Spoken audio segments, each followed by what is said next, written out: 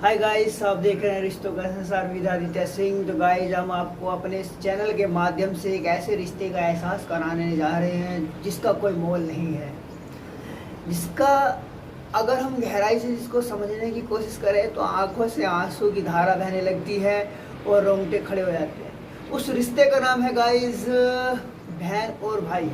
बहन और भाई का रिश्ता एक ऐसा रिश्ता है गाइस जिसको समझना बहुत डिफ़िकल्ट है।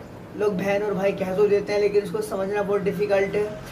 बहन अगर भाई छोटा होता है और बहन बड़ी होती है तो भाई के ऊपर बहन का एक ऐसा साया होता है, एक ऐसा ओरा होता है कि जब तक उस बहन का साया होता है, ओरा होता है, उस भाई को कभी आँच तक नहीं आती।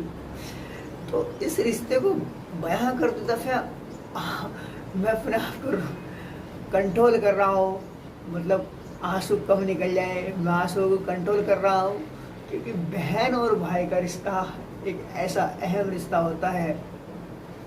लेकिन बात इस बात की है कि शादी होने के बाद वो क्यों बदल जाता है। तो गाइज, मेरी आपसे रिक्वेस्ट है, रिश्तों को संजो के रखना चाहिए। बड़े बूढ़ों का यही कहना है कि रिश्तों को संजो के रखना चाहिए। रिश्ते बहुत अनमोल होते हैं और ऐसा ही एक रिश्ता ही बहन भाई का है। जब हम छोटे होते थे तो बहन हमें लेके गिर जाती थी, हमें गोद में उठा के रखती थी और कहीं भी गिर जाती थी क्योंकि उसका खुद का वजूद इतना नहीं होता था कि वो हमें संभाल सके, लेकिन फिर भी हमें गोद में लेती थी और उसे पसंद अच्छा लगता था कि मेरा भाई है। वो कोली भर के हमें सीने से लगा के रखती थी कि मेरा भाई है। जब हमें दुनिया में कुछ भी नहीं पता था, खे खे गा का भी नहीं पता था, जब उसने हमें एक भाई का नाम दिया और हमें गले से लगा के रखती थी, वो एहसास और प्रेम और प्यार दिया उस बहन ने। तो गाइज, बहन और भाई के रिश्ते की ही ये जो कहानी है, क्योंकि सच्ची कहानी ज़्यादा लोग बयान नहीं कर पाते, ऐसे लोग बोलते हैं।